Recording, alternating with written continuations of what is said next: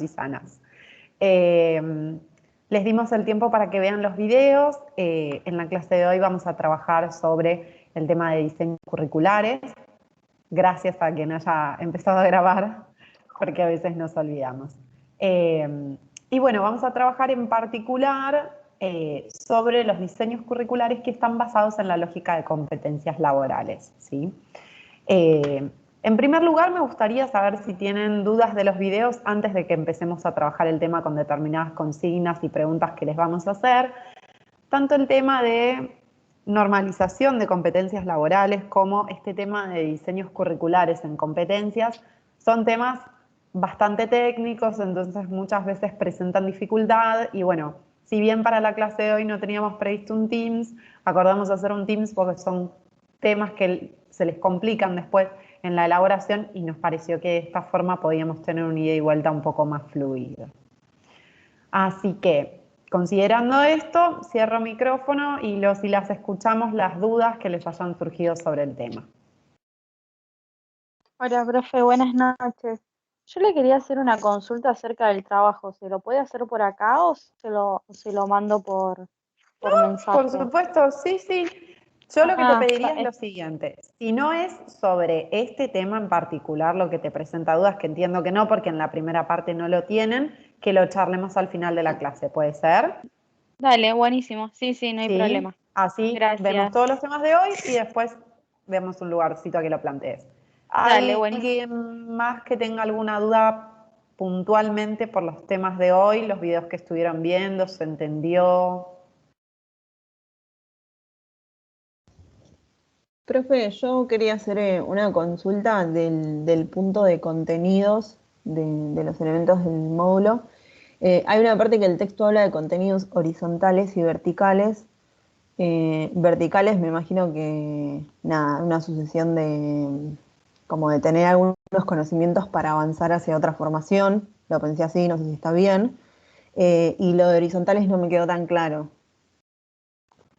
Bueno, a ver, nosotros no pretendemos que ustedes lo aprendan con ese grado de profundidad, pero ya que lo estamos trabajando, a ver, ustedes van a tener el desarrollo de contenidos por módulos en este tipo de diseños curriculares, ¿sí?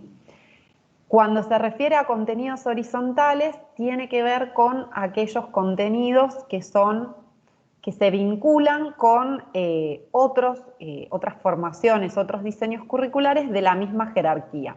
Como estamos hablando de diseños curriculares que están basados en roles, ¿sí? En roles ocupacionales, las ocupaciones tienen jerarquías y vinculaciones horizontales y verticales, ¿sí?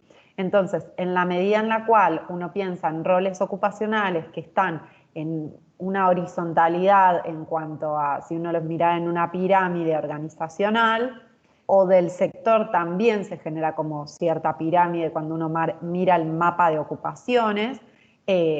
Los contenidos horizontales pueden ser transversales a diferentes roles de una ocupación que se encuentra en un mismo grado de complejidad y los verticales son los que nos permiten ascender en la carrera, tanto laboral como en lo que se da en llamar trayectos formativos. Por ejemplo, supongamos que una persona hace un curso de auxiliar albañil, ¿sí? Puede haber contenidos que sean horizontales con auxiliar de pintor, ¿sí? Los contenidos verticales son aquellos que me van a permitir avanzar en el trayecto y después de hacer el curso de auxiliar albañil, hacer el curso de medio oficial albañil, por ejemplo, ¿sí? E ir ascendiendo. Bien, ¿alguna otra duda? Profe, en ese caso los trayectos serían como si fueran niveles de aprendizaje, por ejemplo, nivel inicial para uno de los cursos, no sé, mecánica, mencionan en los videos, creo que era mecánica digital, y de ahí ir avanzando, ¿serían como niveles la Los trayectoria? trayectos, a ver, pensemos en esto. Los trayectos formativos son de diferentes formas, pero si miramos un poco en términos de formación profesional y lo pensamos equiparado a lo que hacen ustedes, ¿sí? Ustedes en la carrera tienen un árbol de materias donde las materias tienen correlatividades, ¿sí? Bueno, los trayectos formativos se arman así, se arman con un curso por el cual iniciamos, que no necesariamente es, no sé, qué sé yo, informática nivel 1, nivel 2, nivel 3, ¿sí? El trayecto formativo puede estar compuesto por diferentes roles ocupacionales o por la progresión de un mismo rol ocupacional que va avanzando en complejidad, ¿sí? Claro, ¿Se quizás tareas entiende un poco complementarias que se van mejor? sumando a la tarea, ¿no? Como complementar esa primera actividad que aprendiste o que sabías ese conocimiento y seguir adquiriendo más conocimientos para complementarlo. Sí, pero se piensa en términos formativos, ¿sí? Sí, Entonces, o sea, está bien orientado lo que estás diciendo, no está mal. Pero ok. pensémoslo de esta forma, ¿sí? Vos haces una formación, vamos a pensar en otro caso. Digo, a ver, pensemos que estamos mirando una formación vinculada a la administración de los recursos humanos, ¿sí? Entonces, la persona hace primero asistente de recursos humanos en términos generales, ¿sí? El trayecto formativo permite que después de hacer el asistente de recursos humanos en términos generales, haga asistente de liquidación de sueldos y después haga liquidación de sueldos y con todo ese trayecto formativo la persona adquiere todas las capacidades vinculadas a los recursos humanos, ¿sí? Eso es un trayecto formativo que a veces tiene, digamos, una trayectoria que es horizontal, pero en general va ascendiendo en nivel de complejidad en el cual la persona va adquiriendo capacidades cada vez más complejas y todo ese trayecto formativo a veces tiene, digamos, por ejemplo, una formación donde la persona hizo una X determinada cantidad de cursos, ¿sí? Y esos cursos componen, por ejemplo, un perfil que es más bien técnico, ¿sí? Que podría ser la persona o bien una tecnicatura o bien hacer todos esos pequeños cursos y hacer todo ese trayecto formativo con el cual al finalizar puede equipararse con, no sé, un técnico mecánico, por decir otra cosa, ¿sí? Pensando en otra familia profesional. ¿Se entendió un poco mejor ahí? Guille, no sé si querés Sí, aportar en sí, sí. esto. Yo les quería aclarar que lo que hablamos de formación profesional cuando hablamos del sistema que dependen de los ministerios de educación provinciales, por ejemplo, la provincia de Buenos Aires, ustedes para hacer el trabajo van a tener que seleccionar 7 cursos para el centro que van a crear y lo van a elegir de ese catálogo que nosotros pusimos en contenidos. En ese catálogo, que es el oficial, el que realmente está en vigencia hoy en la provincia de Buenos Aires, se van a encontrar con una serie de filas y columnas donde nosotros les dijimos que se fijen para definir los cursos que van a hacer en la columna que dice nombre del trayecto. Pero después va a haber otras columnas donde en alguna de ellas va a estar puesto la condición para hacer ese curso en cuanto a conocimientos previos. Entonces, por ejemplo, esto es lo que voy a dar es un ejemplo real. El curso que va a estar en el nomenclador, que se llama Auxiliar en Administración y Conducción de los Recursos Humanos, tiene como condición para iniciar ese curso haber cursado previamente el curso de auxiliar administrativo. O sea que cuando uno se va a inscribir en un centro de formación profesional de la provincia de Buenos Aires, en el curso de auxiliar en Administración y Conducción de Recursos Humanos, tiene que presentar la certificación, o sea, el certificado de que aprobó primero el curso de auxiliar administrativo. O, dice en el nomenclador, o prueba de nivel. ¿Qué significa? Yo quiero hacer el curso de auxiliar en Administración y Conducción de Recursos Humanos, pero no hice dentro del sistema de FP provincial el curso de auxiliar administrativo.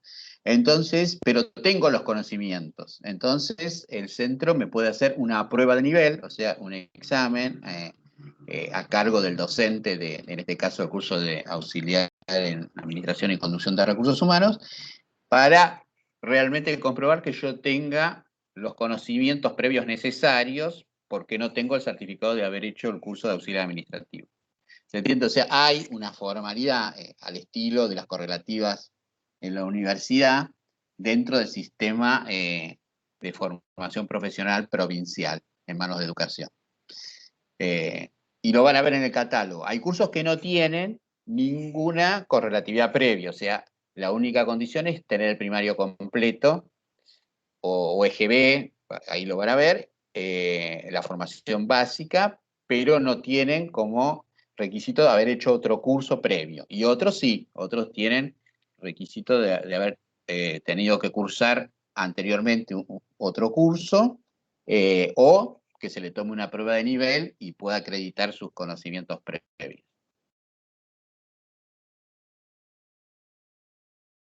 Yo quería hacer una aclaración que me quedé pensando con esto de los conocimientos verticales y horizontales. Adentro, al interior del diseño curricular, los conocimientos, los conceptos, los contenidos se vinculan, ¿sí?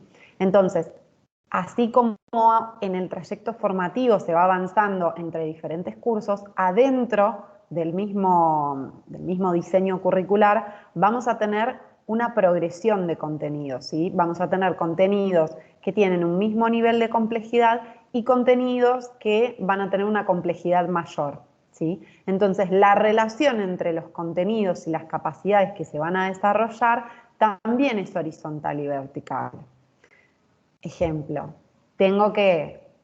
vamos a poner un ejemplo de algo que podemos llegar a hacer nosotros.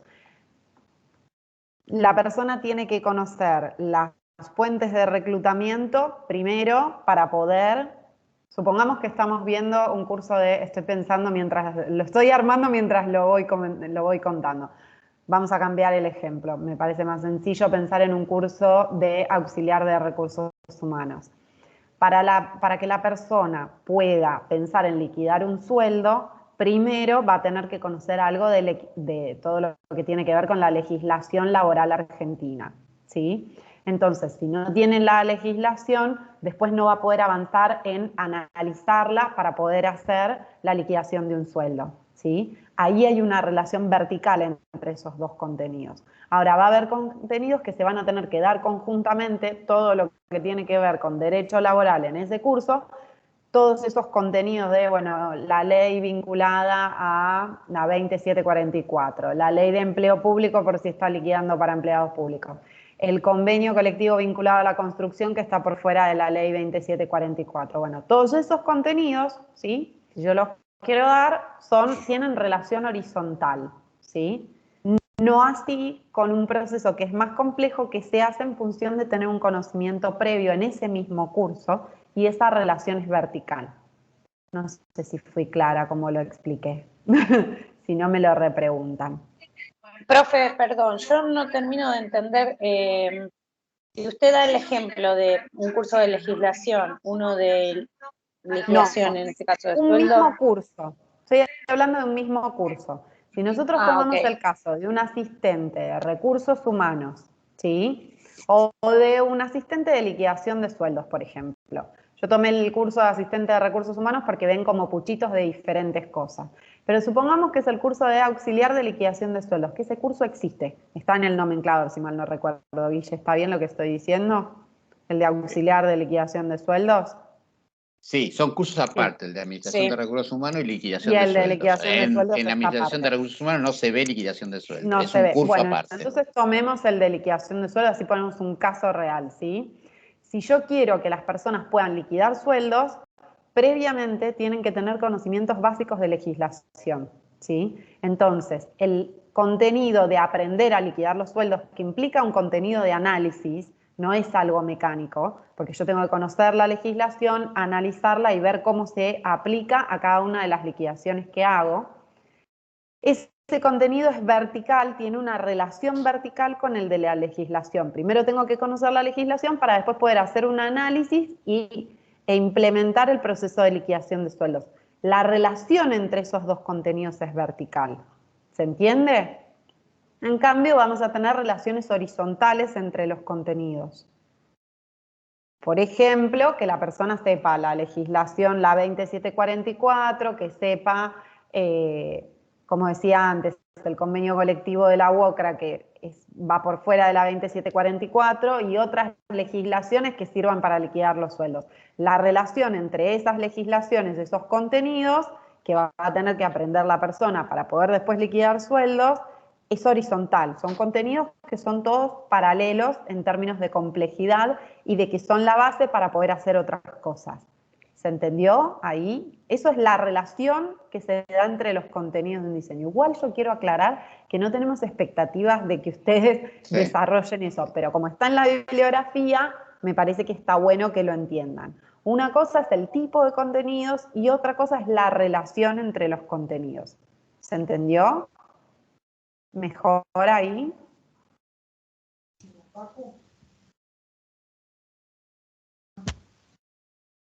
No se escucha. No, yo la verdad que más o menos no termino de entenderlo, pero perdón. Vamos de vuelta, no hay entiendo problema. entiendo que dentro de un mismo curso, o sea, el contenido puede tener una relación vertical y parte de esos contenidos una relación horizontal, pero no termino dándome cuenta, o no sé, Sí. bueno, perdón. No, pero no, primero, no hace falta que nadie pida disculpas y se puede explicar la cantidad de veces que sea necesario, aunque no tenemos expectativa de que aprendan eso. Pero esto nos sirve para empezar a hablar del diseño curricular. Sí, Yo perdón, te le estoy iba a dar un interrumpiendo. ejemplo más bien sobre lo que es la cuestión de la verticalidad en los contenidos de un curso. En la provincia de Buenos Aires, por primera vez este año, en formación profesional, en los centros de formación profesional que dependen de educación, se han planificado cursos con una estructura modular. Por ejemplo, antes el curso de electricista domiciliario era un único curso. Tenía un solo diseño curricular y era un curso integral, o sea, uno comenzaba el curso, duraba un año y se recibía de electricista domiciliario. Pero ahora ese curso fue modulado. ¿Esto qué quiere decir? Que para ser electricista domiciliario ahora hay que cursar 5 módulos, que cada uno de esos módulos tienen una parte del contenido de lo que es la formación del electricista domiciliario. Pero esos módulos no se pueden cursar en cualquier secuencia. No se puede cursar, yo tengo los nombres de los módulos y digo, bueno, voy a cursar primero este y después el otro. No, tienen una secuencia. Primero el módulo 1, después el módulo 2, después el módulo 3. Los módulos no tienen número, tienen nombre, pero yo no me los acuerdo ahora los nombres de los módulos del curso de electricista. Pero eso sería una cuestión de la verticalidad de los contenidos. O sea, yo como centro de formación no puedo planificar, cuando doy el curso de electricista, empezar por cualquier módulo. Tengo que empezar por el que me señala el diseño curricular, que es el primero, porque hay una secuencia vertical de los conocimientos. Y hay un módulo que sí es transversal y como que sería horizontal a toda la formación del electricista, que es el de relaciones laborales y género. Ustedes dirán, ¿qué tendrá que ver relaciones laborales y género con electricidad? Bueno, la provincia promueve que en todos los cursos para la inserción después laboral de las personas tengan una formación en el impacto del género en su profesión, ¿no? Por ejemplo, en la electricidad se supone que es un oficio masculinizado, que la mayoría de los electricistas son varones. Bueno, lo que intenta la formación profesional es que se reflexione sobre esos temas y se trate de haber una perspectiva de género en esos cursos. Ese módulo, dentro del curso de electricista, se puede cursar en cualquier momento. No tiene una secuencia vertical, porque es transversal. No sé si algo se entendió con este ejemplo. Sí, ahora sí, gracias. Buenísimo. Bueno, ¿alguna otra duda respecto de los contenidos que estuvimos viendo en los videos?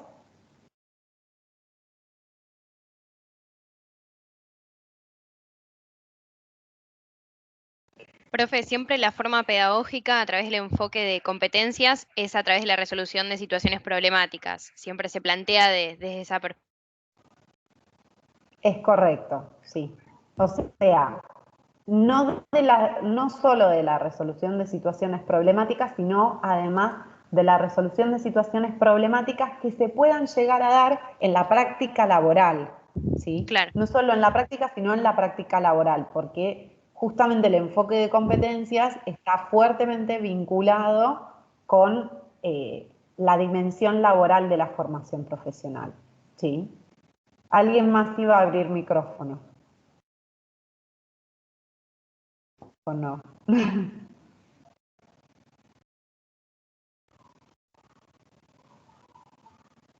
Bueno, a ver, yo les pregunto, ¿cuál sería la diferencia entre el diseño curricular, el programa de un curso tradicional y un diseño curricular de un curso basado en el enfoque de competencias laborales? Si yo les pregunto eso, ¿qué dirían? En el diseño tradicional, el curso está definido unilateralmente por el docente. Y, Y en el del y en enfoque el de diseño, competencias, eso, en el enfoque de competencia se hace, o sea, se construye, perdón, a través del diálogo social de los actores, ¿no? Tanto la parte empresarial, el Estado como intermediador y la parte que representa a los trabajadores y se ponen de acuerdo en los contenidos basados en, ¿cómo fue que dijo? Estándar, en la norma estándar de un bueno, determinado rol ocupacional.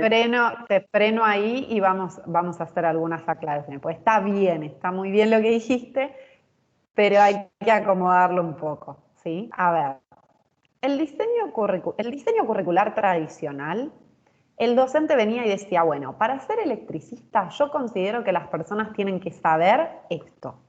Entonces, en base a eso armaba los contenidos, las actividades y la forma de evaluación, ¿sí? En el diseño curricular basado en competencias, se supone que los contenidos que debe poder demostrar una persona que, por ejemplo, cursa la formación de, no sé, auxiliar electricista o de instalador electricista, vienen dados por la norma de competencia. La norma de competencia es el instrumento que vimos la clase pasada, que es un estándar de desempeño construido mediante el diálogo social. Pero no es que para hacer el diseño curricular se juntan los actores del mundo del trabajo, no. Se juntan para hacer primero el estándar de desempeño de los diferentes roles ocupacionales de su sector, ¿sí? Eso se constituye en la norma de competencia. 1, 10, varias normas de competencia en función del sector, ¿sí? Siempre por rol ocupacional. Y en base a esa norma de competencia, cómo van a estar las funciones y subfunciones de lo que va a tener que demostrar hacer la persona para ser competente, en base a eso se construye el diseño curricular. Porque lo que se pretende es acercar lo más posible la formación al mundo del trabajo real, ¿sí? Entonces, si están descritos en la norma los desempeños esperados para ese determinado rol ocupacional en función de justamente las funciones, yo tengo que lograr con mi diseño curricular que la persona adquiera la capacidad de desarrollar esas funciones acorde a ese estándar que se espera. ¿Se entendió? Si no se entendió, por favor, díganlo. Recuerden que no vemos las caras de terror ni de no entendí nada, entonces como en este momento yo la veo a Lucila y lo veo a Guille, no sé si entendieron o no, y necesitamos que lo repregunten en caso de que no lo hayan entendido.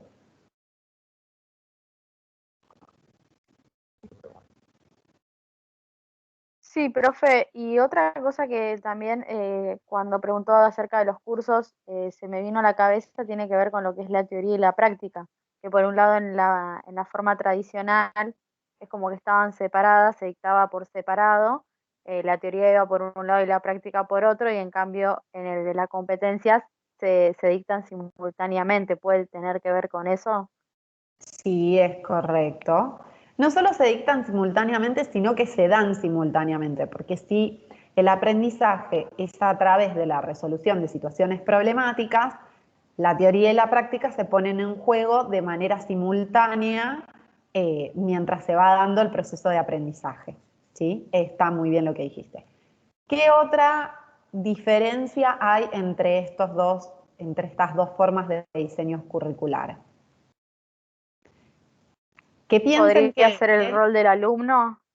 en Muy que uno bien, es a activo y ver. el otro es pasivo. En el tradicional, el alumno es más pasivo y en cambio en el de competencias el alumno es activo, tiene que resolver situaciones, se le pregunta, por ejemplo, si corto el cable, ¿qué sucede? Se lo hace participar más. En cambio en el otro, el docente es el que más interviene. Está muy bien. Además de eso, en el diseño curricular tradicional se parte de la base de que el alumno no sabe nada y le tenemos que enseñar desde cero. Se supone que la lógica de competencias parte de la base de que la persona puede traer, aclaro, porque muchas veces esto genera confusión, un conocimiento previo, ¿sí? Entonces, que ese conocimiento previo no quiere decir que la persona ya sabe cómo hacer de electricista, pero por ejemplo, yo en mi casa sé cambiar los enchufes, más o menos, con supervisión tal vez, pero ese conocimiento podría ponerlo en juego si hago el curso de electricista, porque sé los colores de los cables para saber si es el positivo, el negativo, el de tierra, más o menos, sí, Te voy más o a menos. contratar, Andrea, porque yo no sé poner un enchufe. Yo sé que vos no sabes. Yo requiero de la supervisión de mi hermano, que tiene 13 años menos, pero lo puedo hacer. Sé enrollar los cablecitos, que qué sé yo. Bueno, si yo llego a un curso que está armado con un diseño curricular tradicional, me van a enseñar todo eso desde cero, como si yo no lo supiera, ¿sí? Si yo paso por un curso con un diseño curricular basado en competencias, van a trabajar con actividades para ver qué conocimientos previos traen los alumnos, si los traen o no. Si no los traen, se darán actividades para construirlos. Y si los traen, se trabajará sobre esos conocimientos previos que traen, ¿sí? Sea para construir sobre esa base, sea para deconstruir algunos conocimientos que sean erróneos. ¿Qué era que veíamos el otro día? Un conocimiento que traen en los cursos que está mal, ya me acuerdo. En los cursos de, ¿cómo se llama esto? Se me fue el nombre, para revivir a las personas, RCP. Los cursos de RCP y de primeros auxilios, ¿sí? Que no son particularmente un curso de formación profesional necesariamente, pueden ser de conocimiento general. Cuando se le pregunta a la persona, cuando alguien se lastima, ¿qué hay que hacer?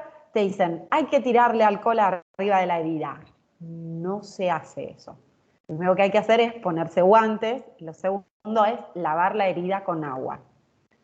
Bajo ningún concepto hay que tirarle alcohol, pero todos, no todos, pero la gran mayoría traemos esa idea de que se lastimó, tírale alcohol. No está bien. Bueno, pero ahí tenemos que ver qué conocimiento previo trae la persona, qué considera que iba a hacer en ese momento y de construir y construir por encima y explicarle, bueno, ¿por qué no le tenés que tirar alcohol? ¿Por qué tenés que lavar la herida con agua? Para que la persona haga un aprendizaje profundo. Eso es lo que pretende la formación por competencias y el diseño curricular por competencias. O sea, nombramos hasta ahora la forma pedagógica, que tiene que ver con la resolución de situaciones problemáticas en situación de trabajo, o sea, simulada, porque estamos hablando de formación profesional, ¿sí? Hablamos del rol del alumno, hablamos de cómo se considera los conocimientos previos que pueda traer el alumno o no. Se habla de que en el diseño curricular tradicional se pensaba a los alumnos como una caja vacía que había que llenar con conocimientos y que el diseño curricular de competencias trata de considerar que la persona puede traer un conocimiento previo aunque no se haya desempeñado nunca en ese rol, ¿sí? Por otra parte, hablamos de también cómo se determinan los contenidos en estas dos formas de diseños curriculares.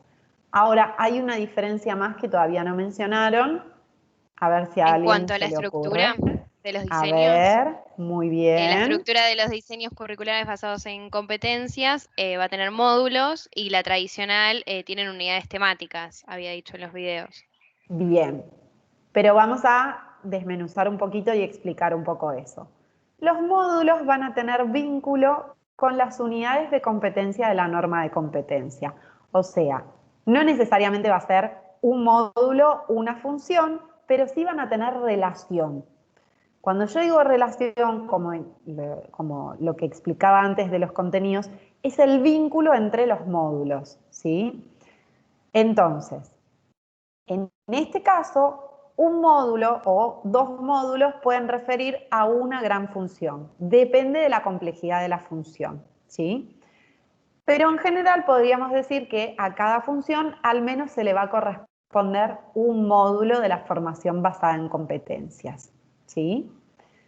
Por otra parte, en el diseño curricular tradicional no se pensaba en la lógica de desarrollar capacidades para las personas para las competencias posteriores. O sea, no se piensa en la lógica de las funciones del rol ocupacional, sino que se piensa en unidades de temas, ¿sí? En temas, unidades temáticas que tienen una correlación, que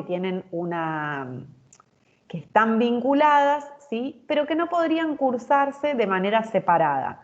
El diseño curricular en competencias permitiría en principio que puedan ser cursados de manera separada esos módulos, ¿sí?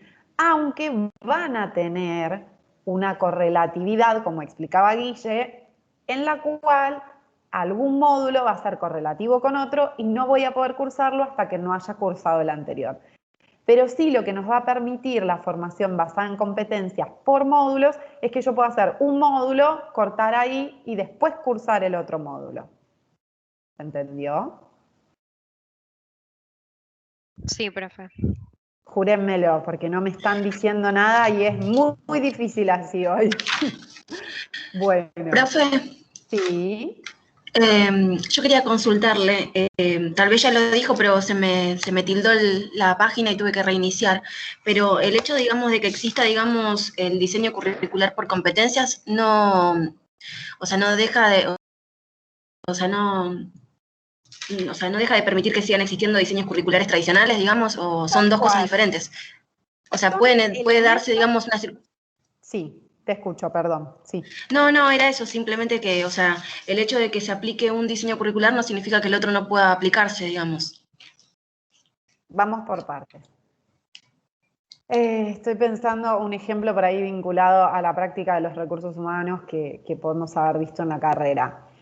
Que hoy se puedan hacer entrevistas grupales mediante la metodología de Assessment Center no quiere decir que todas las entrevistas grupales sean Assessment Center.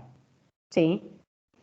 Dicho de otra manera, que nosotros tengamos, por ejemplo, para el análisis de la remuneración, un sistema de competencias para valorar las remuneraciones, no quiere decir que no haya empresas que utilizan el viejo sistema de puntos, ¿sí? Lo mismo Claro. pasa con la formación profesional.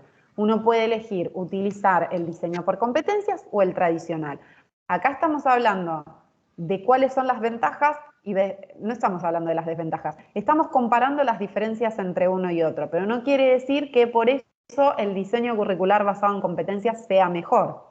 Por ejemplo, la posibilidad que tiene el diseño curricular tradicional de trabajar con temáticas es que yo pueda poner en valor ciertos temas en los cuales quiero formar a las personas que no hacen al rol ocupacional, ¿sí? A la práctica de ese rol ocupacional, pero que a mí me parece que son importantes formar y desarrollar en las personas, como puede ser el tema de orientación laboral y género, ¿sí? El diseño curricular basado en competencias te dice no podés tener un módulo por tema. Ese tema se puede trabajar transversalmente junto con otros contenidos que estén vinculados a la función, ¿sí? Supongamos que tenemos, no sé, dos funciones vinculadas a, vamos de vuelta, vamos con el rol de auxiliar de selección. Entonces, una gran subfunción es reclutamiento y el otro es el proceso de selección en sí mismo, ¿sí? Bueno, en esos dos procesos se tiene que trabajar el tema del género en las actividades. No está mal, pero si yo le quiero dar una dimensión mayor, ¿sí? Y quiero, no sé, qué sé yo, trabajar actividades particularmente sobre los temas de género para empezar a deconstruir ciertas ideas que hay socialmente sobre ese tema, y va a ser mejor meterlo como un módulo en sí mismo y hablar del tema de género, ponerlo en valor, ¿sí? Entonces, si bien yo soy bastante amiga del modelo de competencias y Guille no, nosotros siempre estamos divididos en esos temas, la verdad es que no hay un diseño curricular mejor que otro. Son distintos y en algunas cosas Es verdad que tener un diseño curricular más cercano a lo que requiere el sector socioproductivo de ese rol ocupacional está bueno, porque si vos tenés la norma actualizada, ¿sí? En la medida en la que va cambiando, vas actualizando el diseño curricular, vas actualizando las funciones, la expectativa de desempeño sobre esas funciones, si cambió la tecnología, si cambian las funciones porque cambió la tecnología, entonces las funciones son distintas. Todo eso es verdad, pero para eso tenés que mantener actualizada la norma de competencia. Tiene que haber un buen diálogo social entre los actores del mundo del trabajo para que se pongan de acuerdo. Y sobre eso tenés que mantener actualizado el diseño curricular, ¿sí? Es verdad que no está bueno que el docente agarre y diga, bueno, a mí me parece que lo mejor es esto, es dar esto, esto, esto y aquello. Sí, es verdad, también es verdad que hasta que se cambió el diseño curricular, si el docente se mantiene en actividad, puede ajustar los contenidos. Entonces, digo, no nos casemos con una cosa ni con la otra. Y agrego una cosa más y te dejo, Guille. Y tampoco hay modelos puros de nada. ¿Se acuerdan cuando vieron Fordismo, Taylorismo, Toyotismo? Ustedes no van a entrar a una fábrica y van a encontrar a los hermanos mellizos de Ford conduciendo la fábrica, ni tampoco una fábrica toyotista a todo trapo, con la mejor tecnología y los mejores procesos. Se van a encontrar con lugares de trabajo donde van a tener prácticas tayloristas, prácticas fordistas y prácticas toyotistas coexistiendo en el mismo lugar. Con los diseños curriculares, digo que pasa lo mismo. ¿Sí? Algunos dicen, no, estos diseños curriculares son basados en competencias, y después vos vas al curso y el docente tiene ahí el diseño curricular impreso y te dice, sí, sí, yo lo doy en base a competencia, y la forma de dictado que termina instrumentando es otra. Entonces no hay nada puro ni que casarse con ningún modelo, pero sí hay que entenderlos para que en el momento en el cual ustedes tengan que conducir un centro de formación, si les toca en algún momento, yo cuando hice la materia, esta materia, al tiempo entré a trabajar en un centro de formación profesional y en ese momento estaba trabajando en cualquier otra cosa. Y me tocó armar un diseño curricular en base a la lógica de competencias y entendía para dónde iba esa lógica, ¿sí? Eso es lo que nosotros pretendemos con la materia. Guille, te dejo hablar porque te interrumpí un montón. Bueno, no, yo lo que quería acotar es que detrás de estos modelos y estas miradas que hay ciertas decisiones políticas y ciertas ideologías que se ponen en marcha. No son asépticas, no son solamente, las cuestiones nunca son solamente científicas o técnicas asépticas de una mirada ideológica política. Esto es así. Cuando uno dice, estos términos a veces tienen como una connotación negativa en nuestra sociedad, ¿no? Uno dice política, dice ideología y parece que estuviera diciendo algo malo, algo negativo, pero en realidad todo lo que nosotros hacemos en la vida, aún cuando elegimos una pareja, estamos tomando decisiones ideológicas políticas, porque lo hacemos desde una mirada del mundo. La ideología no es otra cosa que la forma en que nosotros miramos el mundo. Y hay tensiones, porque uno los miramos desde un lado y otros los miramos desde otro. Y en este tema de las competencias, como dijimos la otra vez, hay quienes desde una mirada, desde una ideología, de un posicionamiento, defienden este modelo, y otros que desde otra mirada, desde otra ideología, a veces de otros intereses, porque también hay intereses económicos en todas las cosas, defienden otras. En la Argentina, uno si tuviera que hacer una historia de esto, el modelo de competencias primero lo defendía un poco el Ministerio de Educación, que las personas que, estamos hablando de la década del 90, las personas que en la Argentina favorecían esta mirada del modelo de competencias, muchas de ellas en un momento histórico trabajaron en el Ministerio de Educación de la Nación. Después, en otro momento histórico, muchas de esas mismas personas pasaron a trabajar en el Ministerio de Trabajo de la Nación. Y hoy por hoy, digamos, sigue habiendo esas tensiones donde dentro del Ministerio de Trabajo hay una mirada muy dentro del modelo de competencias y donde dentro del Ministerio de Educación hay una mirada un poco más distante del modelo de competencias, digamos. Pero esas miradas tienen que ver, yo digo, con posicionamientos ideológicos políticos, que no son malos, sino simplemente hablan de una determinada mirada del mundo sobre las cuestiones educativas, sobre las cuestiones del mundo del trabajo, bueno, que se ponen en tensión. Entonces, después conviven esos modelos. Hay países que lo tienen resuelto y que hay una sola mirada, una mirada única, donde, por ejemplo, en España, en México, que tienen muy desarrollado el modelo de competencias y las miradas diferentes no tienen un desarrollo importante.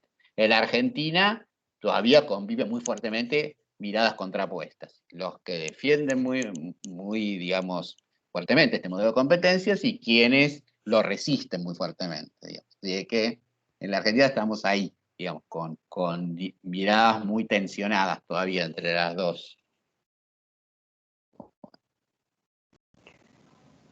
Bueno, a ver, en línea con esto que planteaba Guille y con lo que estábamos conversando recién, algunas cuestiones en términos más prácticos de lo que nosotros esperamos. Ustedes tienen un ejemplo de diseño curricular, ¿sí? Que está subido a contenidos. Es importante que lo miren cuando vayan a hacer el trabajo. ¿Por qué? Porque en primer lugar puede que muchos de ustedes ni siquiera hayan armado un programa de curso de capacitación, ¿sí? Hay un contenido pedagógico para poder hacerlo. Nosotros no pretendemos que sean expertos, simplemente que entiendan un poco la lógica que se plantea para poder armarlos, ¿sí? Entonces, que entiendan qué es un módulo, que entiendan a qué nos referimos con contenidos, que cuando armen las actividades piensen que si se piensa en actividades vinculadas a un diseño curricular por competencias y ustedes ponen, el docente explicará, no sé, cómo se limpia el motor de un auto y los alumnos observarán y después replicarán lo mismo, y no está basado en, esa actividad no está pensada en la lógica de competencias, ¿sí? Entonces, en el momento en el cual tengan que elaborarlo, que tengan presente que puede haber algún grado de exposición, sí, pero si estamos pensando en actividades basadas en competencias, tienen que basarse en la resolución de situaciones problemáticas para construir conocimiento, ¿sí? Los contenidos van a tener que tener relación con las funciones de una determinada norma de competencia, o sea, van a estar, nuevamente, no van a ser contenidos en términos temáticos, sino que esos temas, esos contenidos van a tener que tener relación con las funciones a desarrollar después en la práctica de ese rol ocupacional, ¿sí?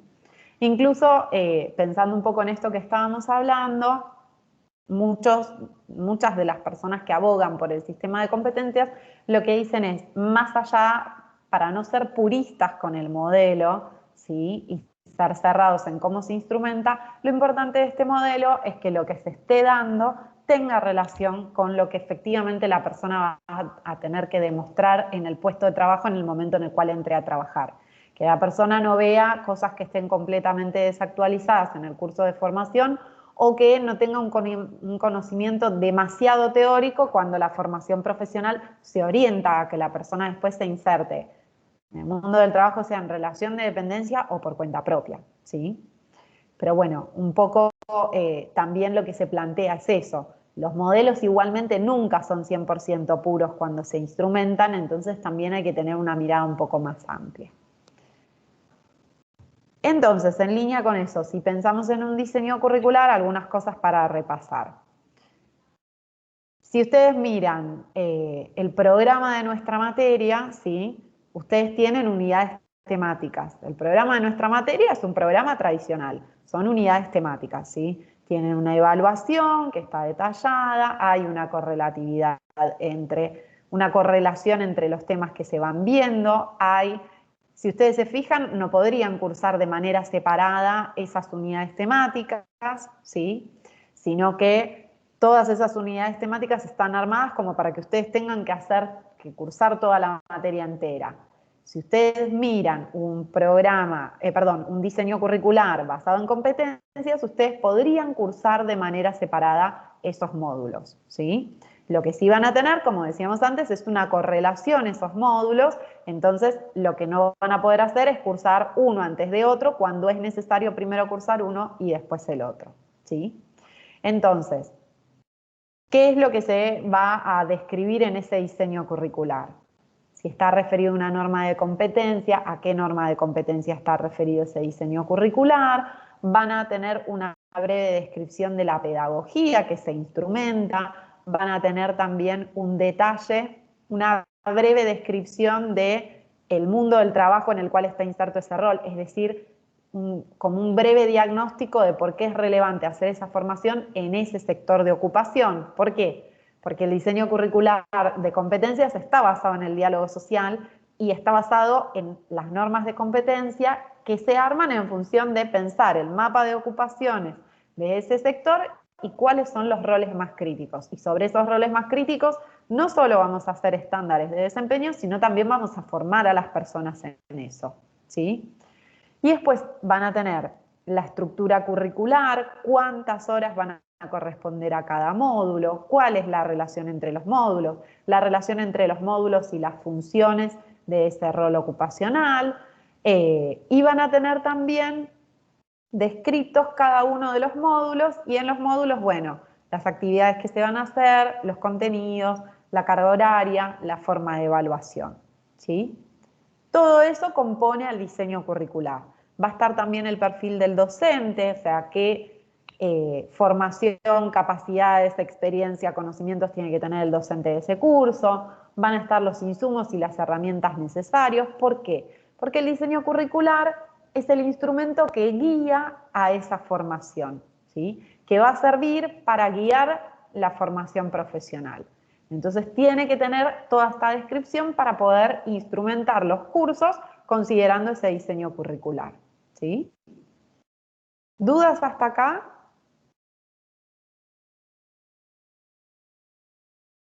¿Se habrán ido a almorzar, a cenar? A almorzar. Yo cada vez estoy más perdida en el día. Acá estamos, acá estamos. Están, bien, estamos. Bueno, ¿dudas? ¿Se entendió? ¿Queda más Sí, claro? profe. Sí, profe. Gracias. Bien. Sí, profe, bueno. quedó claro. Sí, lo que les volvemos a pedir es esto, es que miren el ejemplo de diseño curricular que tienen para elaborarlo. Lo mismo con la norma de competencia, porque si les genera duda algo, cuando uno mira un ejemplo, la estructura nos va dando una guía mejor, ¿sí? Guille, perdón. Yo les voy a hacer una pregunta y si no obtenemos una respuesta adecuada, nos suicidamos, pues fracasamos evidentemente en estas dos últimas clases.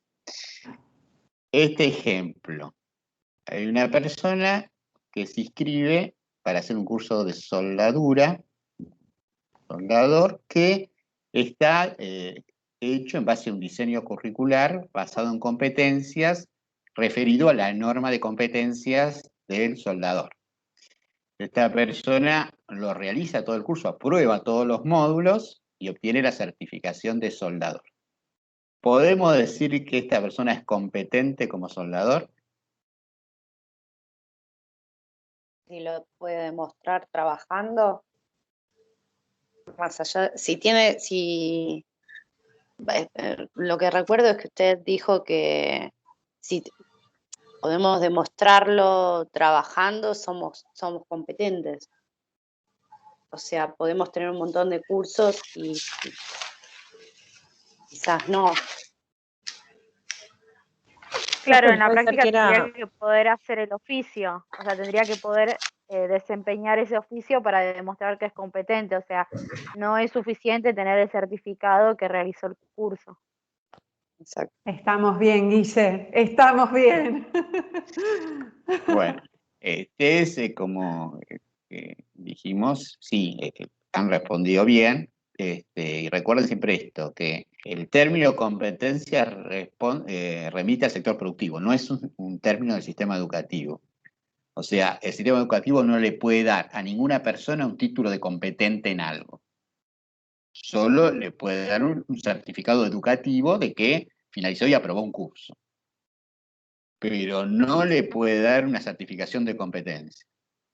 La certificación de competencias es un instrumento del sector productivo. Entonces, la persona solo puede obtener una certificación de competencias si pasó por un proceso de evaluación en base a una norma de competencias por un evaluador capacitado y registrado como evaluador que le va a tomar la evaluación en el marco del sector productivo. Y recién ahí va a poder, si la persona demuestra que puede evidenciar un desempeño acorde a lo que solicita la norma de ese rol ocupacional, le va a dar la certificación de competencia. Pero no va a importar en ese proceso de certificación de competencia si la persona hizo algún curso o no hizo ningún curso. Nadie le va a pedir eso. Solo se va a evaluar su competencia contratando su desempeño en ese rol ocupacional en una situación real de trabajo contra lo que pide la norma como desempeño estándar. Si lo demuestra, será competente, y si no lo demuestra, será aún no competente. Pero las certificaciones educativas no son certificaciones de competencia. Alguien quería decir algo, me pareció. No. Bueno, yo les hago una pregunta más. Si una persona, por ejemplo, el soldador, hay una persona que tiene experiencia como soldador, ¿sí? Y se lo evalúa en competencias, en situación de trabajo, y en la última unidad de competencias resulta como aún no competente. O sea, no puede demostrar la competencia de la tercera unidad de competencia de ese desempeño, de esa ocupación. Y en ese caso, lo mandamos a que haga formación profesional para fortalecer esa unidad de competencias que le falta. ¿Tiene que hacer todo el curso entero o tiene que hacer solamente una parte, en caso de que el curso esté basado en competencias laborales? ¿Y por qué? No, puede hacer el módulo que especifique esta competencia que se requería, que no la tenía. Tendría que hacer ese módulo referido a esa competencia, ¿no? Muy Porque se bien. podía hacer por módulos separados, como habíamos dicho en lo que era competencias.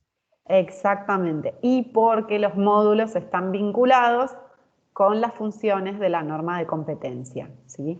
Entonces, como hay una relación entre los módulos y las unidades de competencia, la persona podría cursar solamente aquel o aquellos módulos vinculados a esa unidad. ¿Se entiende la lógica ahí? Sí, profe. Sí, profe. Bien, buenísimo. Guille, ¿querés preguntarles algo más? No, creo que quedó claro. En este último ejemplo, tengan en cuenta que la persona se capacita en ese módulo porque es el que hace referencia a la unidad de competencia que él todavía no había podido demostrar ser competente, pero una vez que curse ese módulo y apruebe ese módulo, tampoco podemos decir que es competente. Tenemos que volver a evaluarlo en el sector productivo para poder decir definitivamente que es competente. Exactamente. Yo les hago una última pregunta para ver si, si nos podemos quedar todos tranquilos sobre este tema, tranquilos y tranquilas. ¿Cuál sería el diseño curricular que en principio podría asegurar una cercanía mayor con las calificaciones requeridas por el mercado de trabajo y por qué?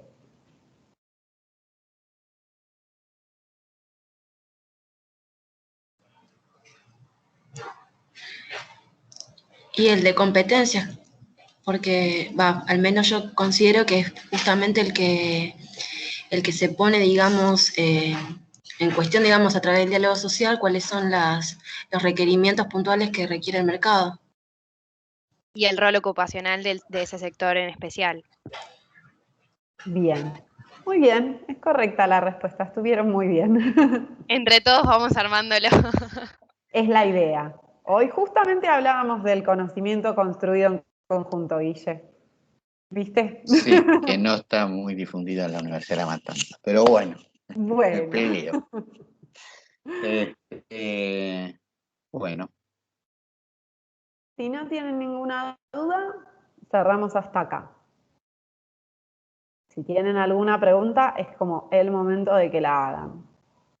Profe, Sí. recién mencionaban que la certificación solo se da por medio de una evaluación aplicada en el sector productivo. La evaluación de competencias. Sí, Sí, me quedaba pensando en quién puede ser el evaluador en ese sector productivo. Bien, está muy bien tu pregunta.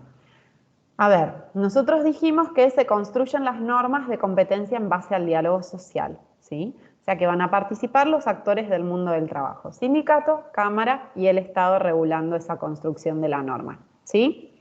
Bien, eso conforma por cada sector algo que en los países toma un nombre distinto, pero acá se llama organismo sectorial de certificación, ¿sí? Que es un espacio institucional del diálogo social en el cual se juntan estos tres actores del mundo del trabajo y elaboran esas normas de competencia. A propuesta de ese organismo sectorial de certificación es que surgen los evaluadores y las evaluadoras, que tienen que ser personas que tengan una amplia experiencia en ese rol ocupacional y o que hayan sido jefes de esa ocupación. O sea, si yo voy a evaluar a un liquidador de sueldos, quien podría llegar a evaluarlo es o bien un liquidador que tenga más de 5 años de antigüedad y que haya pasado por diferentes experiencias y organizaciones, o bien una persona que haya sido el jefe de liquidación de sueldos en una determinada empresa y que tenga una buena experiencia con eso, ¿sí? Ahora, sobre esto quiero aclarar algo. La persona tiene que conocer de ese rol ocupacional, pero si se elabora un estándar es justamente para evitar lo más posible, aunque es imposible eliminarlo, las subjetividades que surjan respecto de la evaluación. ¿Por qué? Porque yo tengo que mirar a la persona en base a ese estándar. Si el estándar dice, no sé, qué sé yo, levantar la carga de, qué sé yo, de mercadería, considerando la utilización de los elementos de protección personal y las buenas prácticas para tales fines. Y la persona se olvida de ponerse la faja de seguridad en el momento en el que lo hace, por más que a mí me parezca que igual lo está haciendo bien y que en todos lados no te entregan la faja de seguridad, no lo está haciendo acorde a la norma, y eso hace que la persona no sea competente en esa unidad de competencias o en ese elemento de competencias en el cual lo estamos analizando, ¿sí? Todo depende de la gravedad de ese error. Ahora, la persona no lo va a analizar, el evaluador no lo va a analizar en función de su opinión. Tiene que estar descrito en el estándar. ¿Por qué? Porque eso va a eliminar lo más posible las subjetividades al momento de evaluar, ¿sí? Que vos tengas un estándar, te dice, bueno, la persona tiene que demostrar hacer esto de tal y tal manera. ¿Lo hace de esa manera o no lo hace de esa manera? ¿Se entiende? Sí, se entiende, profesora. ¿Y qué pasaría si este evaluador, a pesar del estándar, decidiera apelar a su subjetividad? Y lo mismo que puede pasar en la universidad con un docente que te evalúa en función de lo que le parece mejor. Vos podés pedir que te evalúen nuevamente en la facu. Bueno, en ese marco también vos podés pedir que te vuelvan a evaluar, si te parece que la evaluación no fue justa. Justamente lo que se hace después de la evaluación, el evaluador tiene que completar, bueno, todas las observaciones que hizo respecto del desempeño de la persona en un formulario determinado y le tiene que hacer una devolución al trabajador.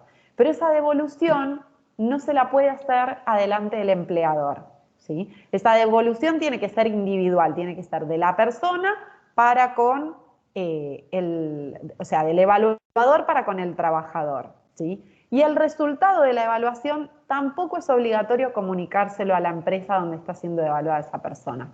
¿Por qué les parece a ustedes que se maneja de esa manera? Porque puede llegar a perder el trabajo. Para evitar justamente eso, ¿sí?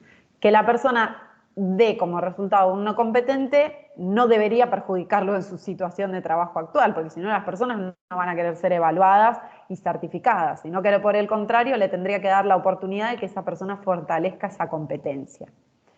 Otra situación que se da, que no la hablamos pero ya que surgió el tema, en el código de ética que se elaboró para los evaluadores, acá en Argentina, en nuestro sistema, se impide que una persona que fue docente de otra sea evaluadora a su vez de esa persona. O sea, Si yo hice el curso de liquidación de sueldos y Lucila fue mi docente, después ella, si yo quiero ir a evaluarme en mi competencia, no puede ser mi evaluadora.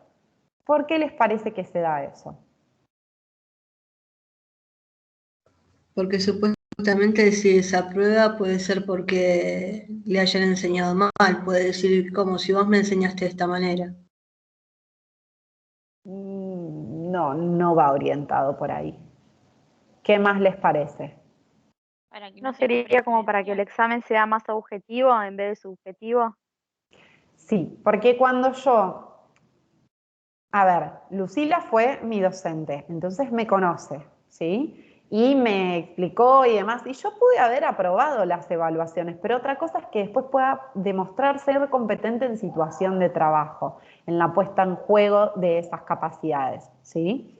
Entonces, si yo en ese momento no lo puedo demostrar y Lucila sabe que yo soy una persona que fui súper comprometida con las clases, no falté nunca, le puse mucha voluntad, tal vez le da lástima decir es aún no competente y todavía tiene que fortalecer. Y no es el mismo vínculo. Entonces, para evitar esa subjetividad del vínculo que se construyó, se evitaría que ella fuera mi evaluadora. Pero no quiere decir que ella no pueda ser evaluadora. Quiere decir que no me puede evaluar a mí. Puede evaluar a otras personas, ¿sí?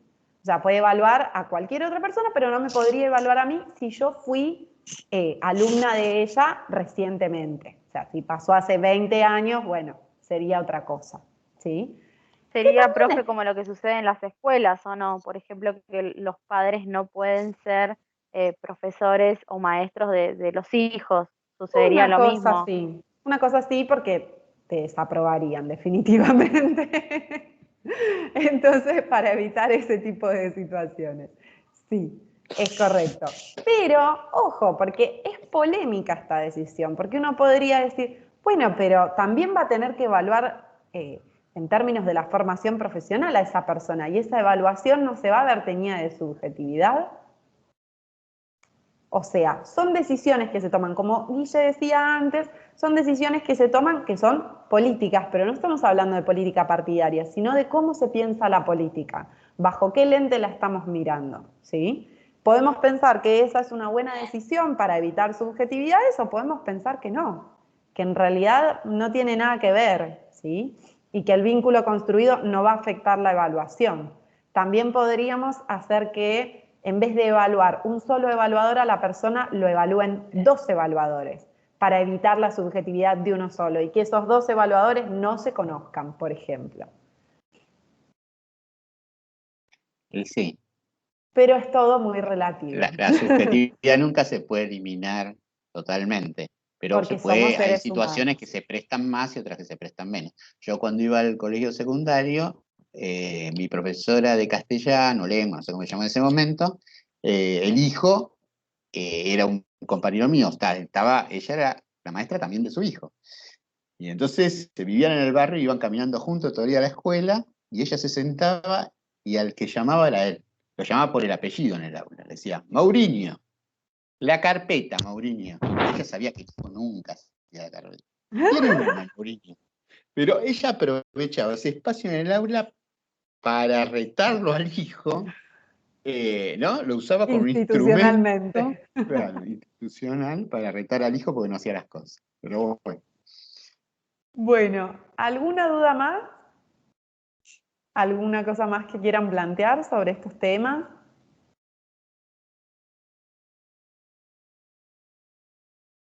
Bueno. Bueno, entonces, llegamos hasta acá. La clase que viene empezamos a trabajar con los temas vinculados a jóvenes. ¿Está bien lo que estoy diciendo, Guille? Yo tengo abierta la planificación y después la cerré. Pero me parece que sí. Así que, bueno, nos estamos encontrando nuevamente por el foro y después nos conectamos a través de Teams. Acuérdense que creo que en 2 semanas tienen que entregar el trabajo integrador, que es el primer parcial. Así que si tienen dudas o comentarios o consultas, por la mensajería, si no en la próxima clase, o no sé, pero bueno, porque ya falta poco para que hagan la entrega. Profe, yo tenía una duda acerca de cuando hablan de la articulación. de la oficina con los centros. Yo me comuniqué con la oficina, nosotros en nuestro caso elegimos la de Hurlingham.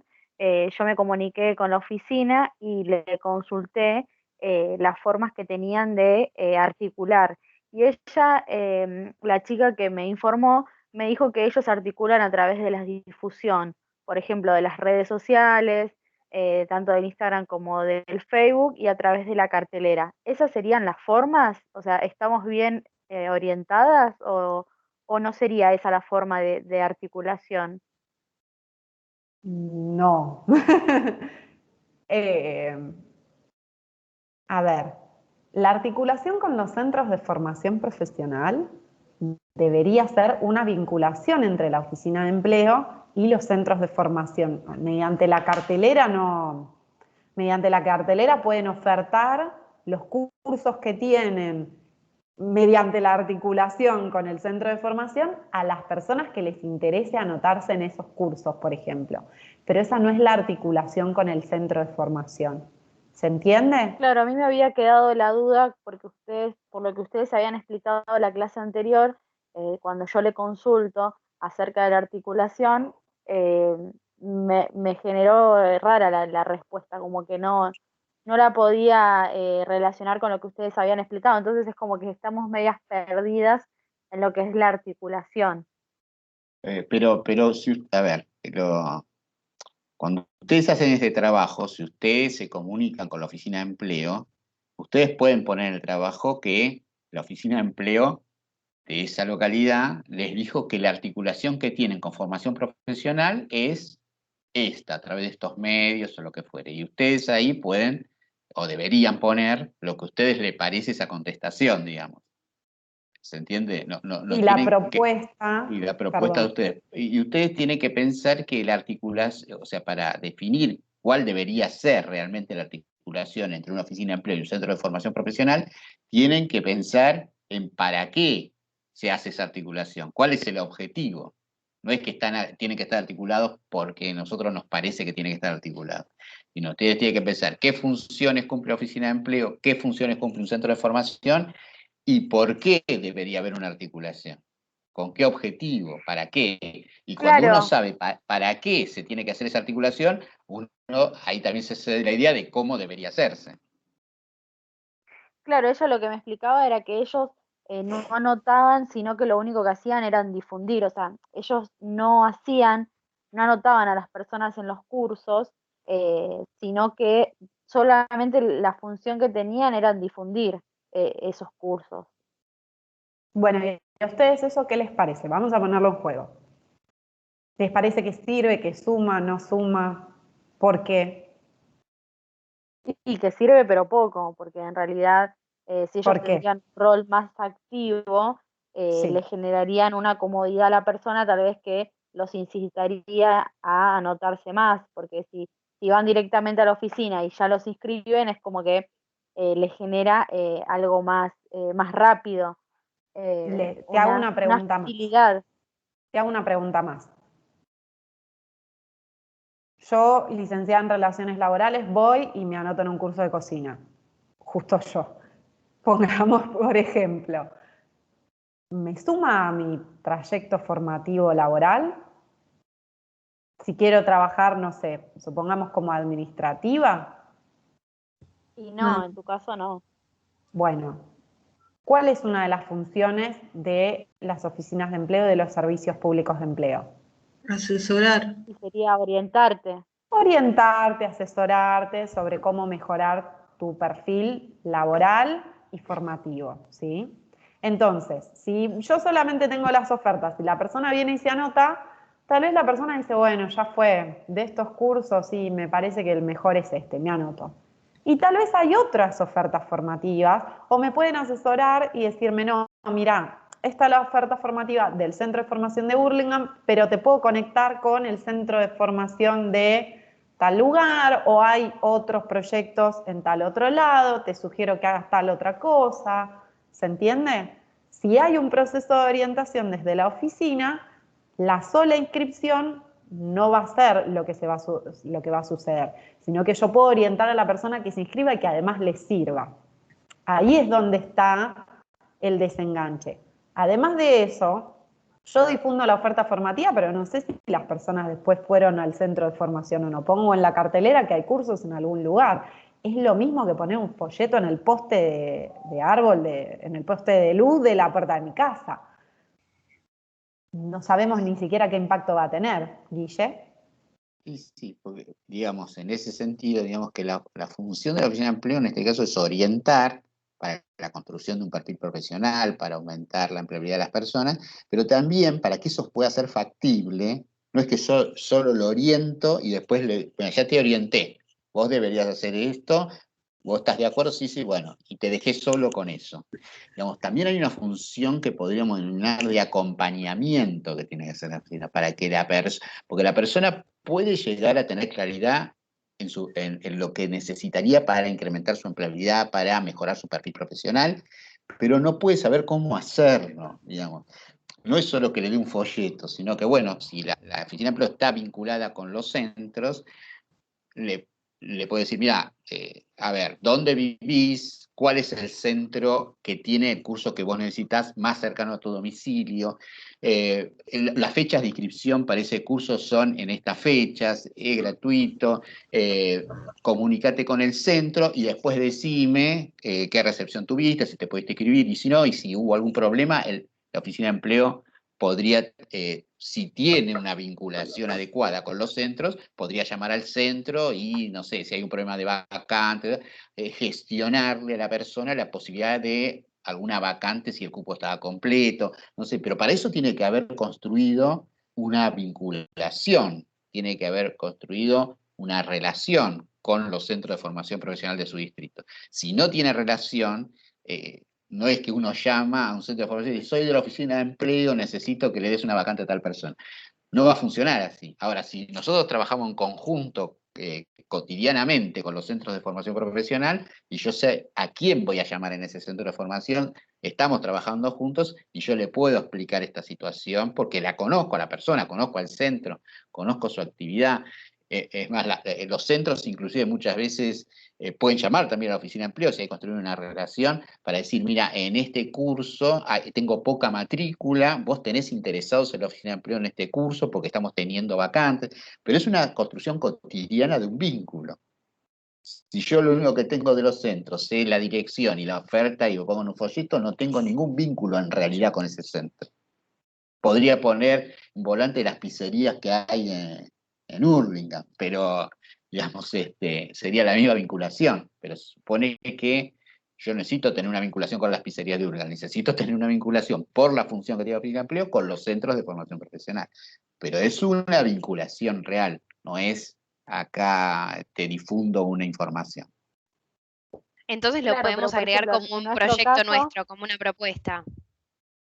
Sí, Claro, ustedes sí. pueden mencionar lo que les contestó, o sea, deberían mencionar lo que les contestó la Oficina de Empleo de Hurlingham porque están, de alguna forma, por un lado, dando cuenta del trabajo que ustedes hicieron, de comunicarse y de ver qué funciones cumplía esa oficina, y después pueden poner lo que ellos le manifestaron que hacen y después poner una reflexión crítica acerca de eso, ¿no? En base a lo que vieron en lo la que materia. Es nosotros, decir, bueno, en lo base a que lo que nosotros nosotros creemos vimos, que deberían hacer. claro, tales y cuales cosas que realmente serían una real vinculación y no esto que es simplemente darle un dato a la persona, una información descolgada, digamos. Y fundamentado, ¿sí? Emplazado en todo lo que estuvimos viendo, en toda la teoría que estuvimos viendo, ¿sí? Que la función de la oficina de empleo no es simplemente difundir, sino que tiene que ver con orientar a las personas, mejorar su empleabilidad. Entonces, para eso es necesario esta vinculación de esta manera y nosotros lo sugerimos de tal forma, ¿sí? Había alguien que quería preguntar algo del trabajo, pero no sé si es la compañera que ya había preguntado o si era otra persona. Sí, profe, era yo la que Ah, consulté al principio de la clase. Era eso, más bien. que nada la articulación, que me resultaba raro, y bueno, y ahora lo confirmo. Gracias. Igual, en defensa de la oficina de Hurlingham, que no los conozco, esto pasa en muchas oficinas de empleo, donde no hay un vínculo construido. Y hay otras que, por el contrario, tienen un vínculo súper estrecho con los centros de formación y y tienen una relación mucho más aceitada y sistemática, ¿sí? Y ni siquiera va por las dimensiones del municipio. A veces hay municipios más chiquitos donde por ahí tienen pocos centros de formación y tienen un muy aceitado y sistemático vínculo con las oficinas de empleo, con los centros de formación profesional de su localidad, y otros municipios más grandes que no, y otros municipios más grandes que sí, y así, como que varía de caso a caso, ¿sí? Bueno, ¿alguna otra duda o pregunta? Profe, Sí. Urquiza de nuevo. Yo quería consultar, me quedé pensando en algo con respecto a la clase de hoy. Si, por ejemplo, una persona igualmente no consigue un empleo, independientemente de que haya hecho, digamos, los cursos, las capacitaciones y demás, nunca va a poder ser, digamos, evaluado en su competencia, más allá de, porque como habíamos dicho, tiene que hacerlo a nivel en el área productiva. O sea, por más que haga el curso, digamos, no solo va a quedar, digamos, en la certificación que va a recibir, digamos, de que hizo el curso nada más.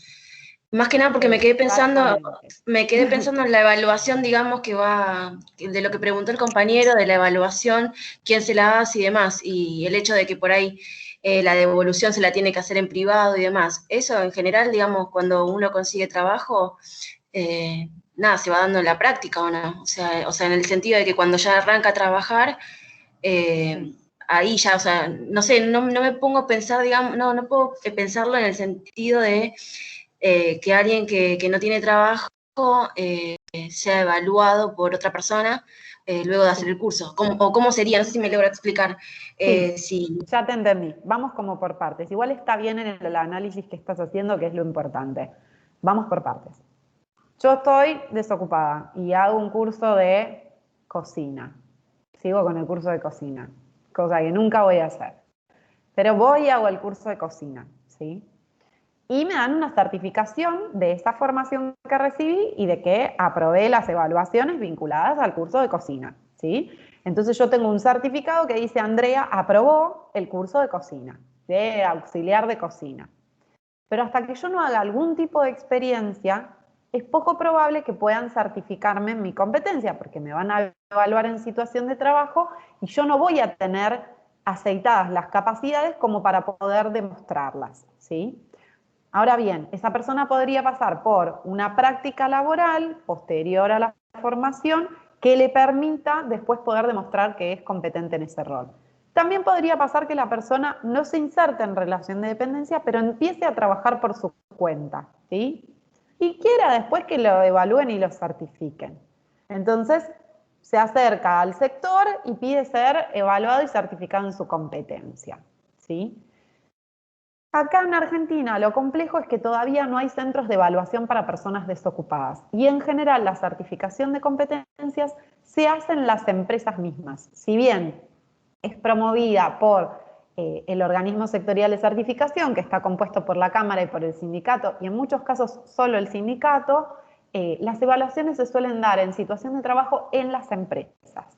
Entonces es aún más distante para las personas desocupadas poder ser evaluadas y certificadas.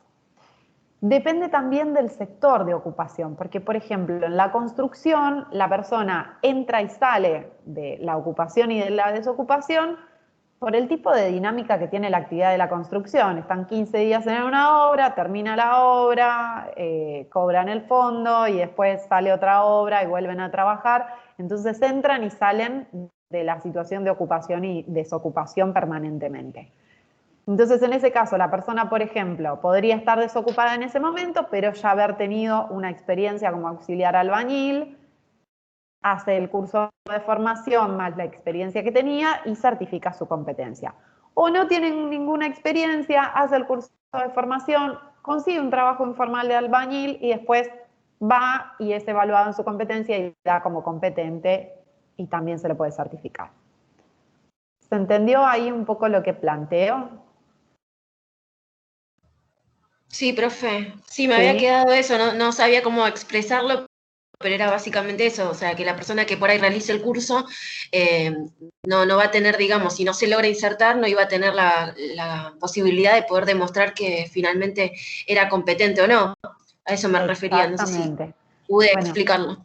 Creo que Gracias, Guille lo igual. dijo la clase pasada, lo querés decir, Guille.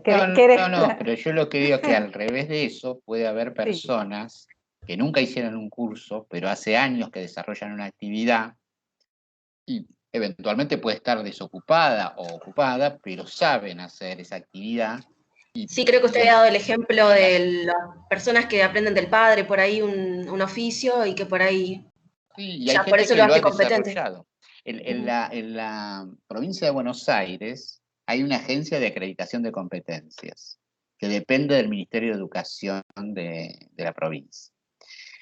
Y que en una época esta agencia de acreditación no desarrolla normas de competencias, o sea, toma las normas de competencias que desarrolló el Ministerio de Trabajo o los actores sociales.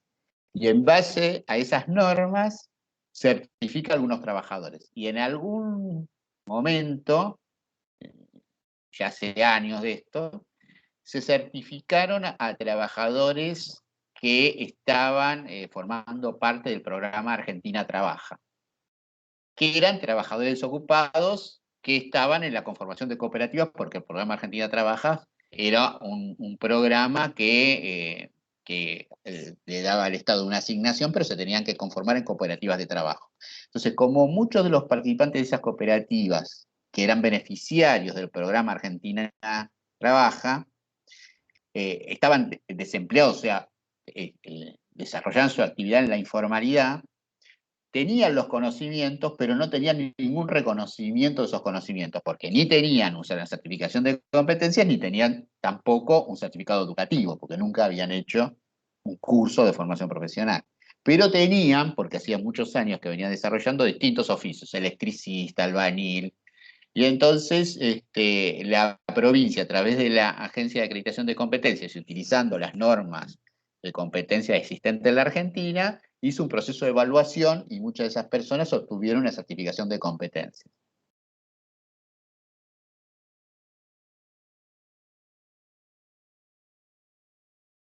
Bien.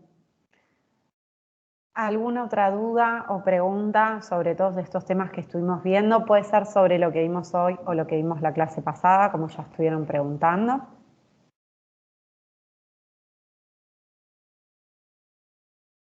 Bueno, entonces ahora sí, cerramos la clase. Buenas noches a todos y a todas. Nos encontramos entonces la clase próxima para seguir trabajando estos temas.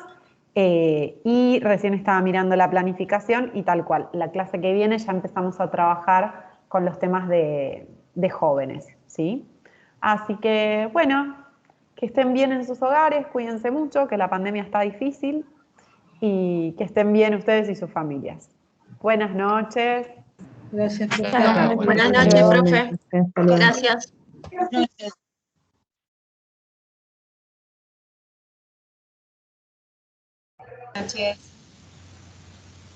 Buenas noches.